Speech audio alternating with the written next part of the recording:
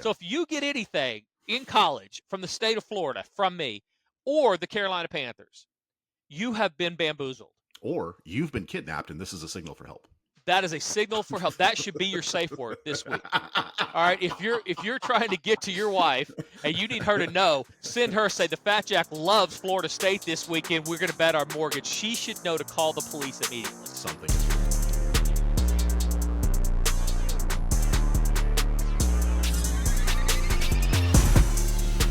Hello and welcome to the Fat Jack Sports Hour. Thank you so much for joining us. I'm your host, the Fat Jack. The weekend is here. It's a big weekend around the country. College football, the NFL, of course, soccer's going, player props going, UFC taking the week off, but everything else is ready and dialed in to make some money. Are you dialed in?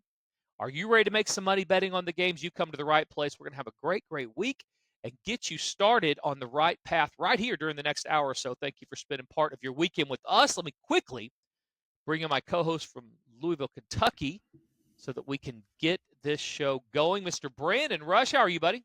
I am good. You know, we're on the verge of spooky season, and I'm beginning to believe that curses might be real.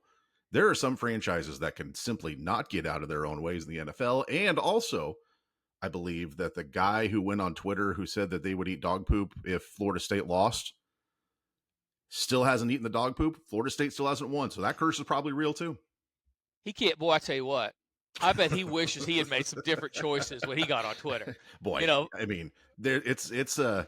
It won't die. These streets will not forget.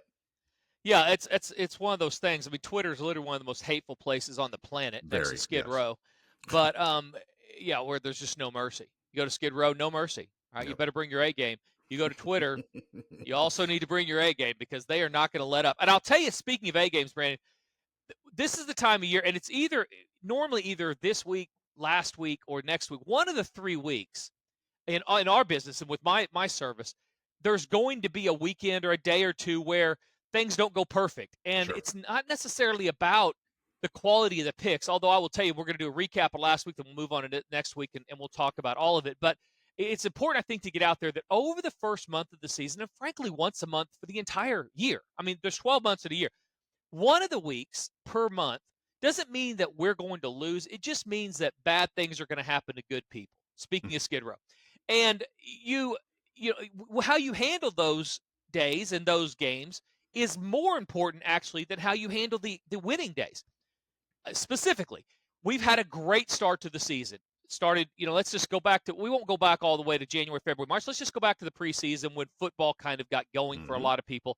Nothing but winners. Had no losing weeks, very few losing days. The Saturdays and Sundays all won. All those results are posted under the week 0 preseason tab, under the results tab on the website. You'll see winner, winner, winner, winner, loser. Winner, winner, loser. Winner, winner, winner, loser. It's basically building consistent profit.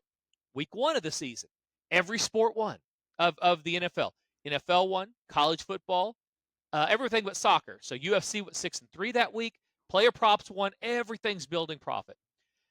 Then we come to last week. Well, last week had what happened. We call it luck variance in the sports gambling world. I call it that. A lot of people do.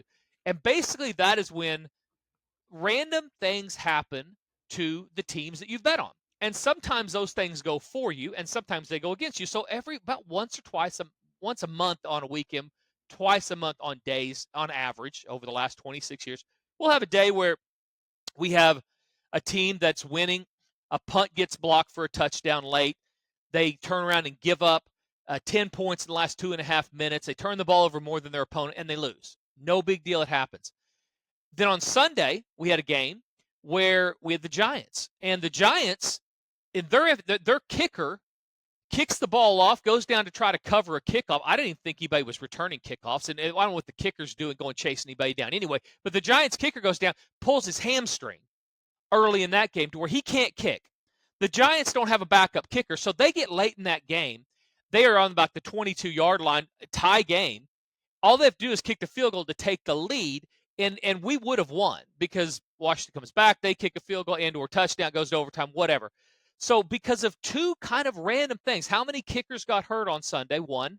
How many gave up a blocked punt and had that scenario? One. We were on the wrong side of both those, had no good luck to speak of last weekend. We did fine. Everything was fine If you played the soccer, you played the player props. If you played baseball, you were deep into profit going the weekend. But who I'm really talking to are the guy that's waited till Friday to sign up. He had lost on his own the 2 or 3 weeks prior, and he needed to go 9-2 to get himself back to a spot. Sometimes that happens. A lot of times that happens with me. We'll go 9-2, and he'll want to throw me a parade. And then every once in a while, a guy pulls his hamstring trying to cover a kickoff in the NFL in a league that he literally should not even belong in the stadium if he wasn't a kicker. I mean, everybody there works out and is muscled up and ready to play, and he does one thing well. And he gets hurt trying to do something else. It's like me deciding I'm going to eat food and then go in and eat dog crap instead. Nothing good is going to happen when that happens. I need to stick to eating nachos. And so he gets hurt. We lose a couple of games. And that turns a small winning week into a small losing week. Nobody's jumping off a roof except the guy who went 1-7 on his own in week 1 of the NFL season. He lost. So it's important. My message here to people is if you're betting, with us or not, if you're betting, how you handle adversity and how you handle a losing game or losing day will have much more to do with your long-term success as a sports gambler than it will how you handle a 5-0 or 4-1 or, just building profit every day. Make sure that you're treating this at least a little bit like a business. But anything to add with that, or what was your overall thought? I'm curious from your standpoint. You've been with us for years and years. It's really not fair because you're up a ton of money, even this year. So it's really not. But what is your overall perception of this last weekend?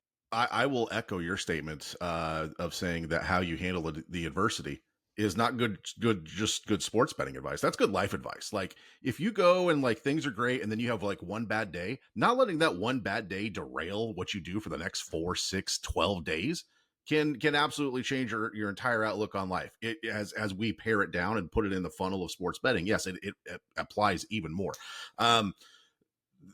There's good teams, Jack. There are really good teams. There are really bad teams that are out there too. And right now, especially after 2 weeks in the NFL, 3 and change in college, there is a bunch that we still don't know about a bunch of these teams because we've seen flashes of really good play from teams. We've seen flashes of really bad play from those same teams. So we talk about how week 2 is the overcorrection week, right? You're not as good as you were in week 1. Maybe you're not as bad as you showed in week 2.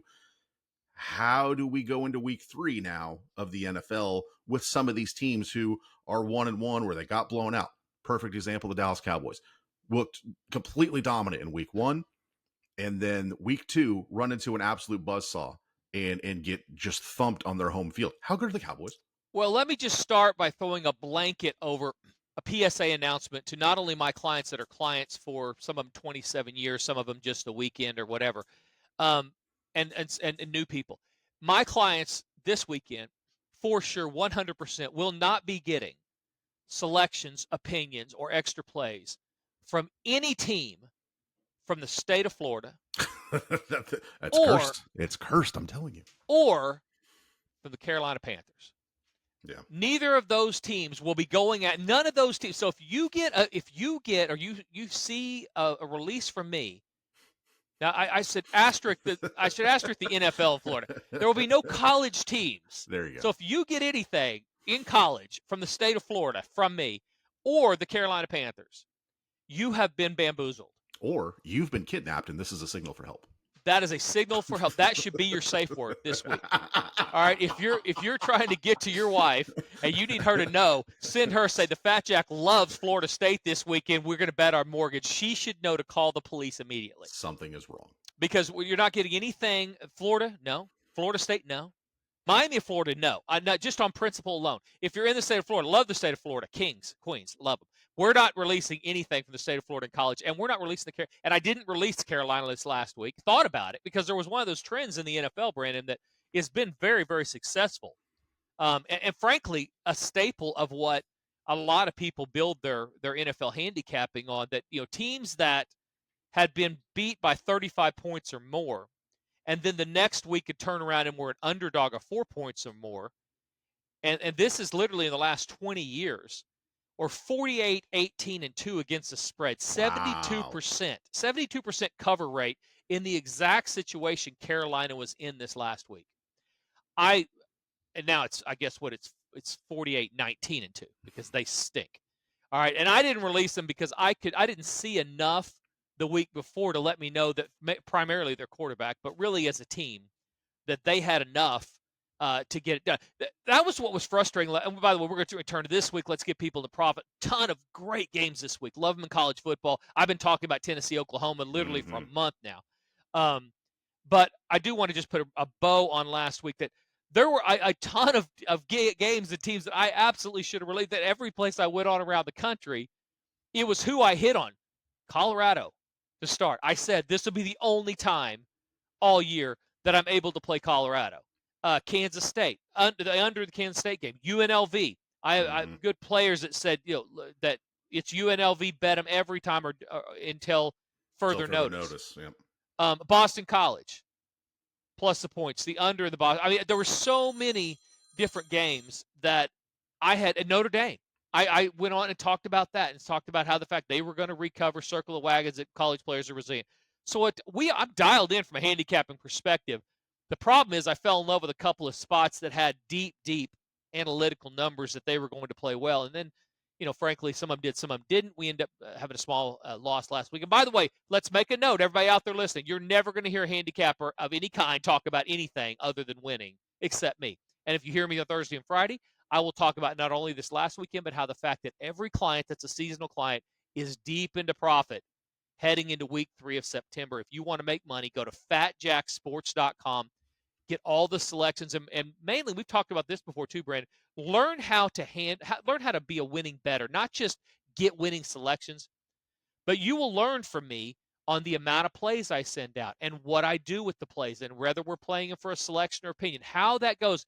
You'll be able to see the path of taking a balance from zero to into the hundreds and thousands of dollars the correct way. Not just, hey, we're going to play we're a $100 player. We're going to play $1,000 on this game, and if they win, you're great. If they lose, you're not great. We don't do that. You're following my path because I'm betting these games. So you're following my path to a winning, successful season. If that's not, and by the way, plays your email to you. They're on a personal portal. You're going to get information and advice about what to do on some of these things. If it goes well, if it doesn't go well, how to handle things. You're going to actually become a better sports bettor, besides building your bankroll versus playing catch up, which what some of you are doing, and then emailing us like we give a crap that you lost on your own and recapping the record. I love the recaps of the record. I've got $50,000, $60,000 a weekend being bet or more, and some guy says you lost one game on Sunday. Okay, yeah, pretty aware. No, I mean, no way. Yeah, I get it, jackass. As if we don't know. And we didn't. Yeah, we weren't paying attention. We fell asleep or something. I guess. I mean, literally, I bet more than it's house worth it. He wants to email me about. Oh, you lost a game. Yeah, should have known the Giants kicker was going to pull his hammy. Right. Like he's at a D-League softball game. My bad. Oh my God! I just can't, don't even get me started. It's just so stupid. And that was literally the difference between a winning Sunday and, frankly, a pretty good week overall. Especially when you factor in soccer that's yet to have a losing week. Yep, 2-1 again this week. 2-1 again. Player props are winning week in and week out. Everything's winning. Baseball just continues to build profit over the course of the summer and into the fall. So great time to get signed up. FatJackSports.com. Plays are very inexpensive, especially with those longer packages. Let's turn to this week, Grant. What do you think? What jumps out at you? We can go to Oklahoma and Tennessee, which I've been talking to about everybody around the country. This show runs in Knoxville and in Oklahoma, so a lot of interesting listeners there. It runs a lot of other places too. What else jumps out at you? Let's go someplace else first, and then we'll circle back to Oklahoma, Tennessee here later in the show. USC Michigan is intriguing to me, just to see where those programs are in how they're going to reload with the talent that they have. Utah and Oklahoma State is a very fun game being played just up the road from that game in Norman, and what Kansas State can do at BYU, which is not an easy place to play, even though BYU may be down a little bit. Yeah, we have our win total. One of our team win totals is BYU over 4.5. They have 3 right now. So how are we looking there? The win total, and I don't do, some of these handicappers do that. They'll send out win totals, and then as the season's going along, they'll say, hey, that was good for our win. I don't do those extra. They're free. We don't count those in the overall record. You won't see those, I think, on the results tab. You won't. All you'll see is a recap at the end. Mm-hmm. And so that way you'll be able to see, hey, this is what happened if I had played those last year. Guys like to go and do their research for the following year, but I'm not gonna, if they go 7-0, I'm not gonna count 7 more wins because they're extra. And then they're extra and free when I send them out. That's how they look. So it's not like you're having to decipher. Utah, Oklahoma State. Utah. This is a big one for me also because of the preseason stuff. Because I will tell you, don't look now, and I don't love the way Dallas Cowboys look, but everything else that I said preseason, I feel pretty good about. I understand as far as long-term Utah. I have Utah to win the national. We talked about this. Utah to win the national championship. Clemson to win the national championship. I do not. I've said this every time. Do not believe that either of them are going to win the national championship. I like the fact I was getting them at 45-1, 60-1 or more preseason to win the national championship. If they win their conference, they're not only getting in. Utah would get a bye into the tournament, and then I would be able to hedge against them at 60-1 a number of times to guarantee myself money. Clemson, same type of bet. I don't believe they're going to be able to win the national title. I did believe that Florida State would be down. I'm a little concerned, obviously, about Miami, Florida. They're playing well, but Oklahoma State's also playing well. So I mean, there's no easy cakewalks to winning your conference, but I do like my position in both of those. And if Utah loses this, I'm not going to be real happy about it. But I do think Oklahoma State has some spots later they could slip up as well. So big one there. Utah 1-point favorite on the road at Stillwater. Stillwater's becoming a really tough place to play. That more times than not, you're getting good efforts out of the Cowboys there. Totals 52. Any thoughts on that one, Brandon? Well, I mean, without Cam Rising, that definitely kind of changes the landscape of what Utah can be and would be in a game like this. For those that don't know, had a cut on his hand that ended up getting tetanus, so he had to get a shot with that. And then there's other healing things that need to take place, so he's not going to play. Did not play against Utah State over the weekend. So if Rising was playing, I would definitely like Utah's chances more. That said, Oklahoma State can score. When they kind of get the offense rolling, we saw them put the pedal against the metal against Tulsa last week and just run away from teams. They're a lot better offensively than I thought they were going to be.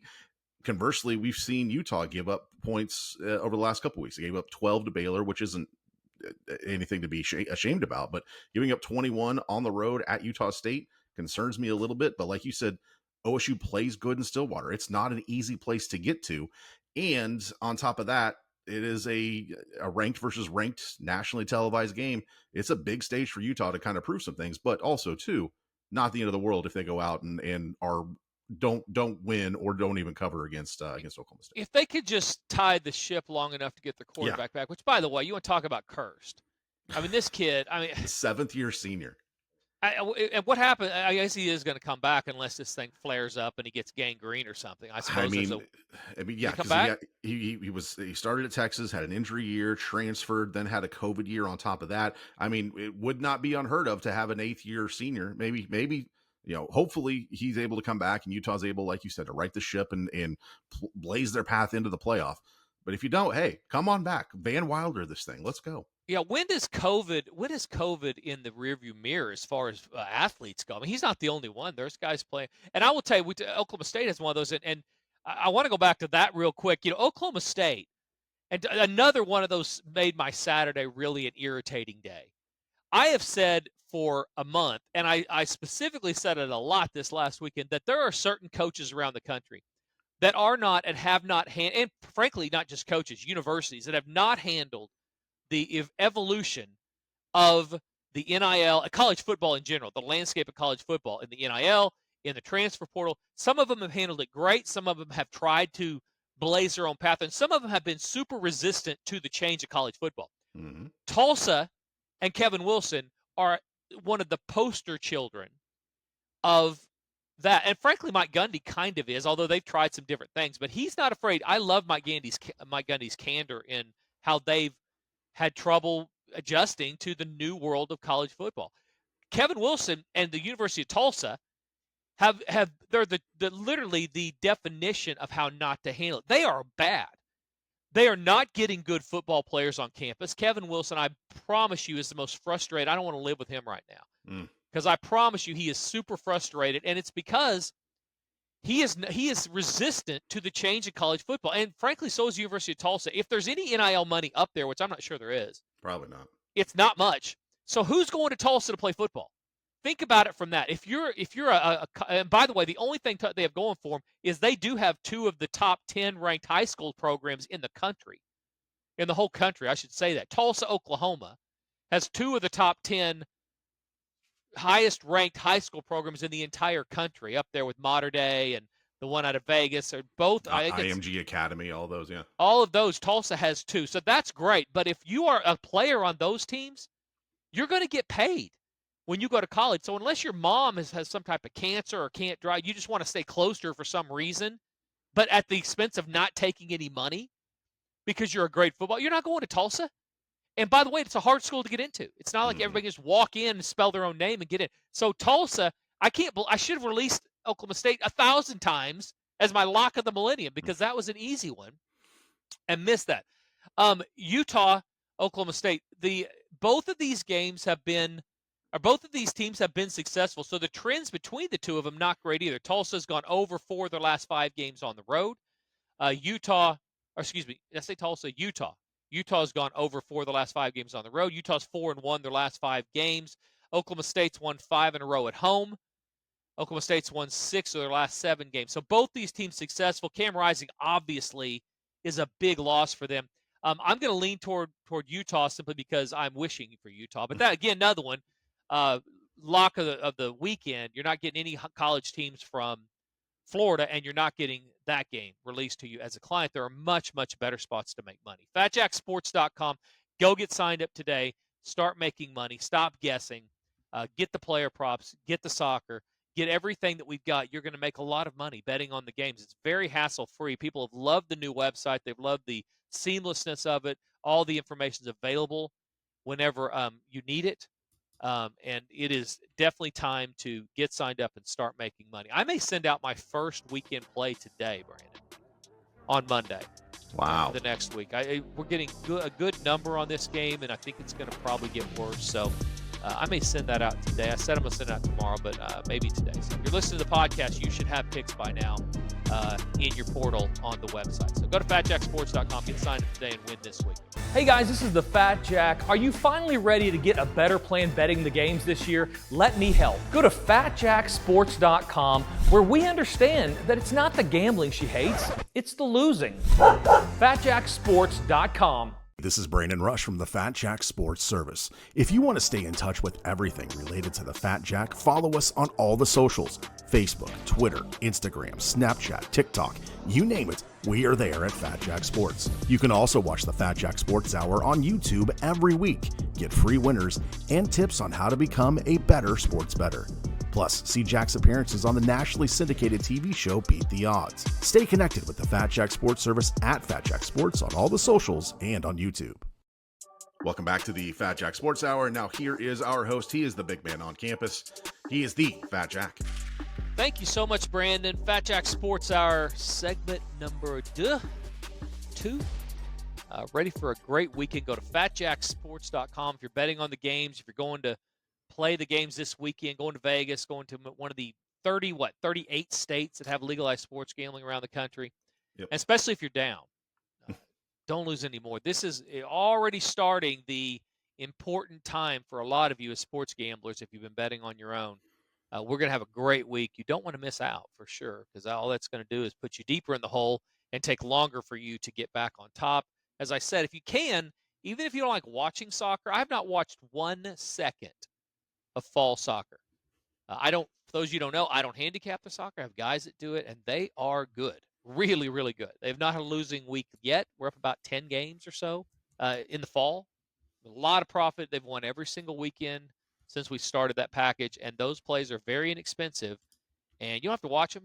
Balance will be up by the time you wake up. Every morning, it's been on the weekends, like Saturday morning at 9 o'clock, 10 o'clock, my balance has gone up because I bet the soccer and went to bed. So FatJackSports.com, add the player props. They're having a great year as well.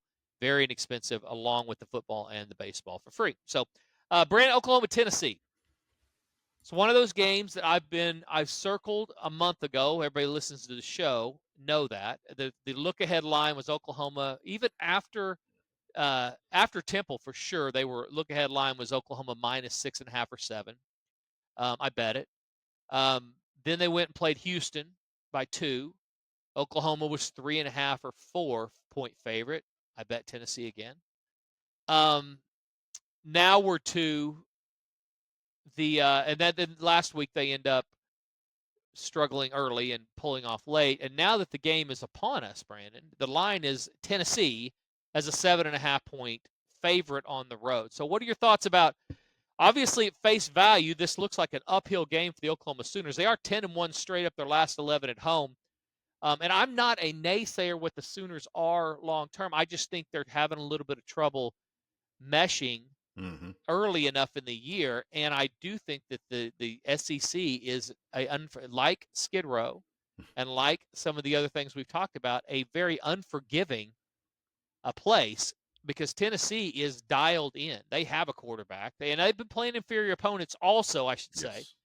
They haven't played anybody to the level of what the Sooners are. They haven't played any place like Norman. It will be a different test for them as well. But what are your thoughts on this game? Can you get by the fact that Oklahoma has looked so bad and at times, and the fact Tennessee's looked so good against bad teams, or what you see is what you get, and you think you probably play the Vols? Where are you on this game? Just pick them. Not talking about the line. Just pick them. Who's winning? Tennessee's winning this game. Oklahoma still has issues on that offensive line. They are not able to get any push in the run game. It was nice to see them sort of unleash Jackson Arnold in the running game a bit last week. There were designed quarterback runs for him. And also, too, the internal clock for him was ticking maybe a little bit louder to be like, okay, first read there or not there. Second read, not there. Third read, maybe. Boom, take off and go. So I like that we're seeing that progression from a true sophomore in only his 4th game. That said, Tennessee's offense is explosive. Yes, they've, Chattanooga, not exactly good. Kent State, not exactly good. But they hung 51 on NC State 2 weeks ago, who was a top 25 team. This is an offense that is explosive. They have a quarterback whose name I can't pronounce. This is shades of Alabama circa 2016 with Tua, at least in that type of explosiveness. I think they're going to come into Norman and they are going to, I think, easily be into the 30s. Would not surprise me to see them hang 40 on Oklahoma because the offense just isn't there and is going to put themselves in bad situations. So the big problem is if Oklahoma was getting Iowa State this week, or somebody in the old Big 12 that they could continue to evolve, you would say, okay, well, they've got a shot here. If they could just get a turnover to the things in Norman, they're not having to go to Knoxville. Then they're 3-0, they go into Texas, and we'll see. But because you're getting a team that's capable, and as you said, that NC State game's the main one. I mean, they had 66 at halftime this last week. And really the style of the play of both of these teams. Oklahoma and Oklahoma State have traded places. The fact we're talking about Oklahoma State, boy, they can sure score. They can get it up. They run up the scoreboard. And Oklahoma were like, defensively they don't look incompetent, but they're sure offensively have some problem. But that is the opposite day if you've been a fan of any of the Oklahoma or Oklahoma State schools, from what they've been in the past, which works out okay if you're playing Iowa State. It doesn't work out okay if you're playing Tennessee, that in theory can score against most anybody. And we're not saying Oklahoma's a top 10 defense. When you look at, Oklahoma's where they are nationally stat-wise on defense, pull that up when you can, Brandon. Where's Oklahoma in total defense this year? We're not talking about a top 2 or 3 team. They're not horrible, but they're not top 2 or 3. So this is a team that we think is good defensively, and really it's good compared to their offense. So it's like looking at a girl with a pretty face and saying, yeah, she weighs 500 pounds, but gosh, her eyes are beautiful. I mean, yeah, you're getting, it's better, but it's not like we're getting a great Oklahoma offense to compare it to. So they got to keep this thing in the 20s somehow, right? I mean, how many points? What's too many? I mean, if it gets to the 30s, who do you like there? If the game gets in the 30s, I think Tennessee's much more capable of scoring 36 to 40 points than Oklahoma is right now. So it's a bad matchup for them as well. Total in the game on Saturday, 58.5. That leads me to believe, and by the way, this game did open back in the day. Oklahoma is a small favorite, and immediately Sharps hammered Tennessee. People have been waiting on this spot for a long time. Now the value's gone to over a touchdown, so this would be a dominant loss by or win by Tennessee if they end up covering more than a touchdown in Norman. That's not something that Sooner fans are used to seeing. So anyway, a lot of fascinating scenarios there. Tennessee 5-0 their last 5 games, 4-1 their last 5 against the spread. Oklahoma has won 10 of their last 11 at home and 6 of their last 7 games. So both with a lot of success. You can't get a lot out of it, and they hadn't played each other a ton. So this is not a spot where you can look back historically. And again, it's one of those changes from the Big 12 to the SEC that you're going in with a lot of unknowns. And if you look at what you've seen just in the rearview mirror out of both these teams, you're definitely going to lean toward Tennessee minus the points because you think they can get it in the end zone. And a shootout is not where Oklahoma wants to be right now. You talk about Jackson at quarterback and what he's been doing. That's out of necessity. Obviously, they can't run the ball with the running backs because their offensive line isn't any good. So they've got to move the ball on the ground. I mean, Brent Venables understands first and foremost, especially as a defensive coach, that he needs to run the ball somehow, some way. He can't have this kid dropping back with an average offensive line at best and jacking it down the field, hoping for the best. That's not the way that you beat good football teams. So expect more out of Arnold. The bigger problem becomes with OU is if they don't run the ball effectively and can't get him out, they're in trouble. And if they do run him and he takes some hits, they're in trouble. Yeah. They have to go if they have to go to the backup, that's going to be problematic because, and if they do get behind, that's problematic as well because they have so many receivers that are hurt. They haven't seen the field yet this season or have very little talent or that is on the field. So yeah, I think this is just a bad day for OU. And yeah, if they get to 30, if Tennessee gets to 33, shut it down. We're done here. It might be a bad of a couple days at OU. They do have Maine coming up here soon. Well, I mean, you look at the next stretch for Oklahoma. Tennessee this weekend, at Auburn next week, bye week, and then Texas. That's tough. Yeah, I mean that's not for the squeamish. Welcome to the SEC, boys. I mean, let's get it going. Let's circle the wagons up early. Otherwise, it might be tough. Auburn's much easier spot than what they're getting on Saturday. Yes, sure. Absolutely, because that after seeing Auburn lose to Cal at home, the luster's worn off that game maybe a little bit. But yeah, this is I think an absolute opportunity for Josh Heupel in Tennessee to come into Norman and make a statement. And you said they haven't played that much, but there is familiarity. Heupel was in Norman when Venables was in Norman back in the day too. So I think he kind of knows what they're going to do. But yeah, offensively, Tennessee's so good. There's no problem with both of these coaches knowing what the other one's going to do. A lot of familiarity on both staffs. I mean, there are players that played with Josh at OU that are still businessmen and in the Norman, the fabric of the Oklahoma community. Look down on the sidelines this weekend and see how many people are down there that are OU grads, OU fans, OU whatever, but super Josh Heupel fans. Josh Heupel, people who are new to the area in Oklahoma, super nice dude, good guy, strong Christian, good family man, very likable, was a leader, captain, that type thing. This guy has succeeded at every level, and he's made some good friends. And so, yeah, he's going to know where O'Connell's is. I mean, Josh's going to know where to get a good burger. He knows where the old O'Connell's is. Knows where the old O'Connell's is. Knows where to take his kids for daycare if he had to. He knows where to stay. I mean, this guy is very familiar with what's going on in Norman, and it's kind of a homecoming for a lot of these guys that played with him. So, interesting, fascinating game. FatJackSports.com. Get signed up today. We're going to have another great weekend. We're building on a September that's building profit. Each and every week, we want to turn a profit long-term, get all the plays. Every day, you're going to make money. Go to FatJackSports.com. Sign up for the weekend. It's about $189. Everything through September. So it gets you two full weekends and then some is down under $300 now. So that's a better value. Or go through October. It's about $100 a week. Go through the Super Bowl. It's going to be even less. Add basketball now. We're almost to October. Basketball starts late October. You can add that right now for about $30 a week, $20 a week, somewhere in that range. If you wait a month to sign up for hoops, you're going to pay $150 a week or more. Save the money now. Get into profit quicker. Go to FatJackSports.com and start winning. Let's look at the NFL, Brandon. What mayhem? Pets' heads were falling off last week. with some of these teams, and now we've got them right back at them. There's no rest for the weary.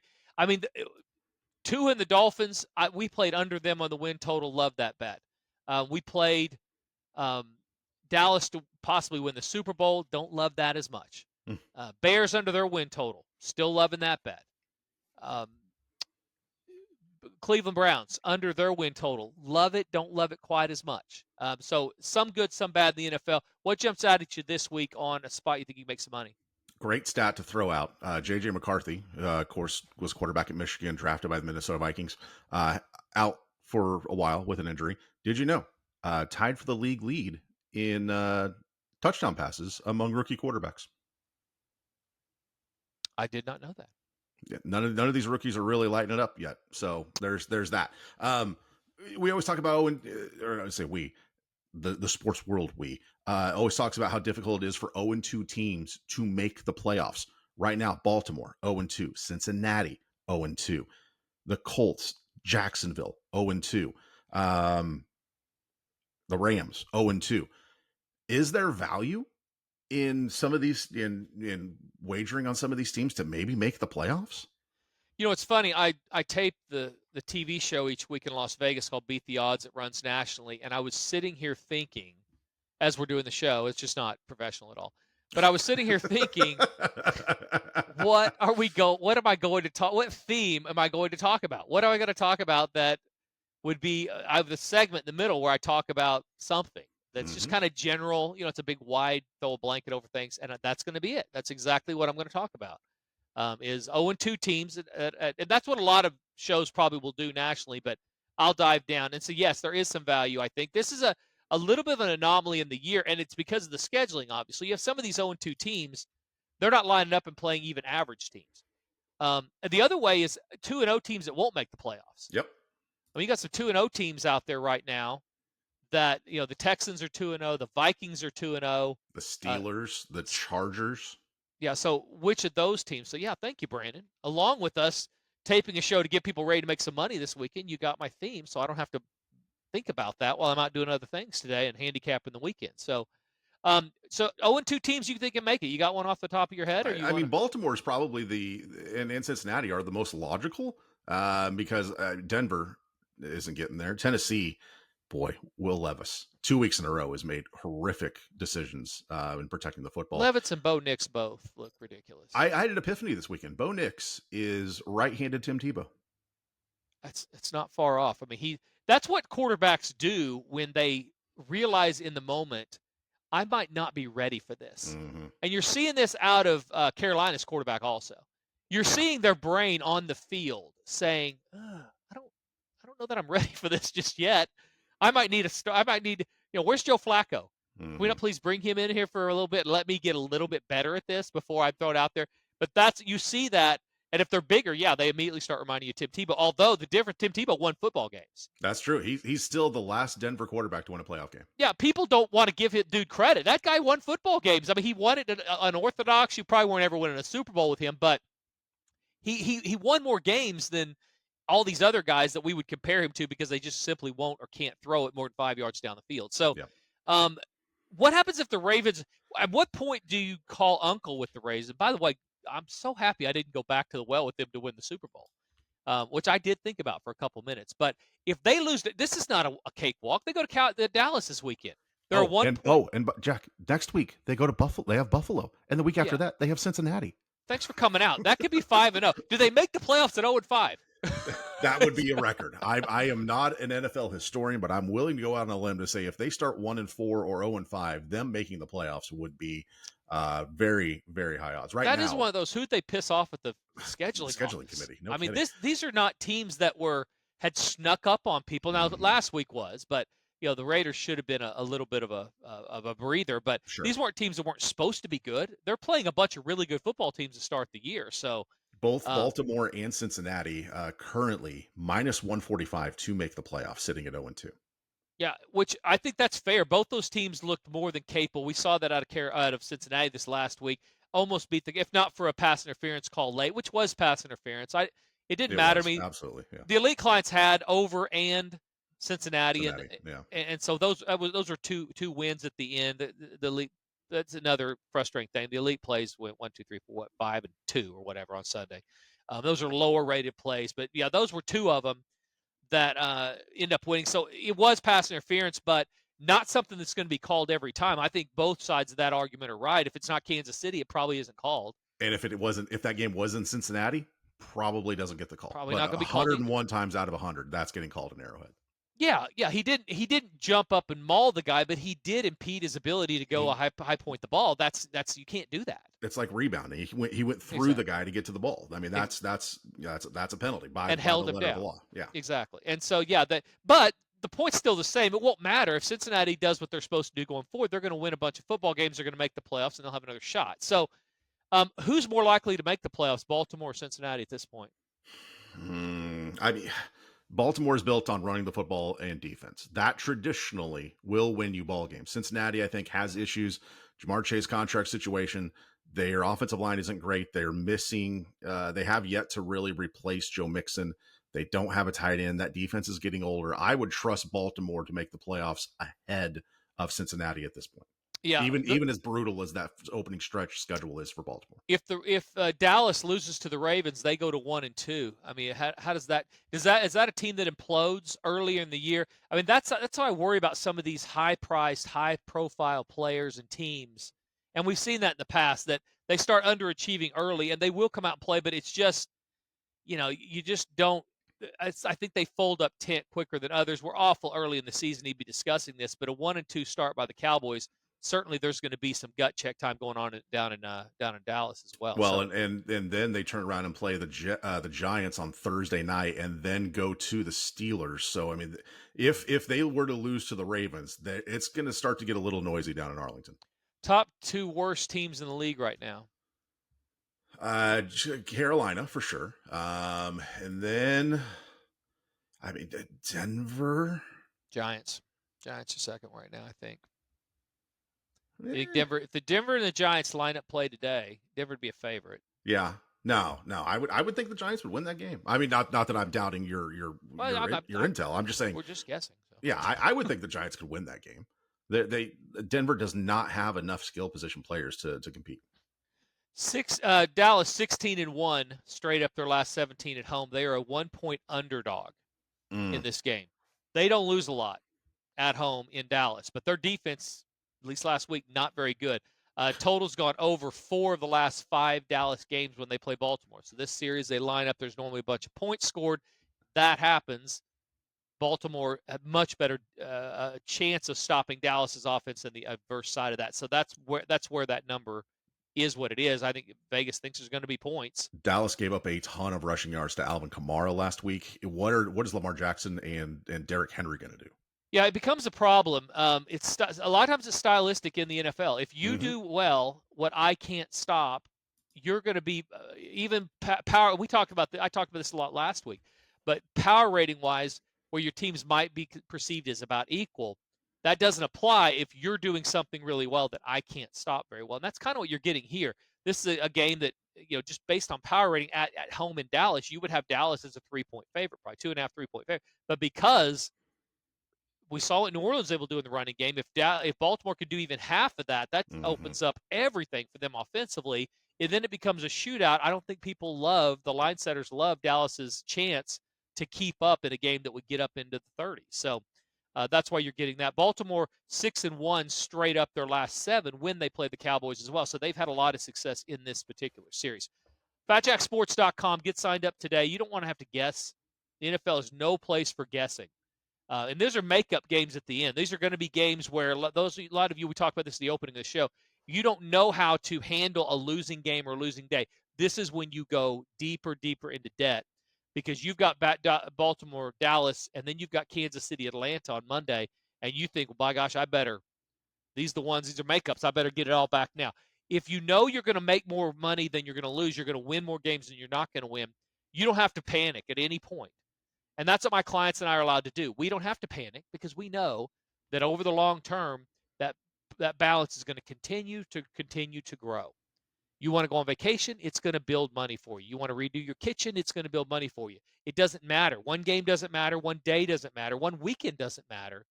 when you're confident, that you're going to make more money than you're going to lose over the course of a season, which 26 the last 27 years we've done. So go to fatjacksports.com, start adding discipline to your sports betting, and start making money today that will build over the course of the season versus this violent swing that you're going to have doing it on your own that's going to end up in the negative. Hey guys, this is the Fat Jack. Are you finally ready to get a better plan betting the games this year? Let me help. Go to fatjacksports.com, where we understand that it's not the gambling she hates, it's the losing. fatjacksports.com. Welcome back to the Fat Jack Sports Hour, and now here is your host for the final time today, leading you into officially fall. He's the Fat Jack. Thank you so much, Brandon. Fat Jack Sports Hour, segment number 3. You want to make money this weekend betting on the games for less than $100 a week? Go get signed up today at fatjacksports.com. You get a personal portal, plays are emailed to you. Everybody gets the same picks. They're posted. They're documented under the results tab on the website. You'll see you're only getting the best plays that are going to consistently build profit for you at fatjacksports.com. How are my Buffalo Bills looking right now? So far, so good, right? Pretty tough little squad. I've been impressed by what they've had, considering with the losses that they had with Diggs going away, Gabe Davis leaving. So I thought from an offensive standpoint that receiver would be their weakest point. They just fill in with new dudes and keep rolling. Free winner number 1, Buffalo Bills on the show. And in college, who is Florida playing? Just going full anti-Gator. Do a 3-team parlay. Anti-Gator, anti-Tulsa, anti-Florida State. I mean, I'm not a parlay guy. Mississippi State, who is not good. They're not good. I don't care. I'm still I can't. Florida State. Who's Florida State? Are they playing this week? Hopefully they're off. They need a nap. Florida State hosts Cal, who beat Auburn.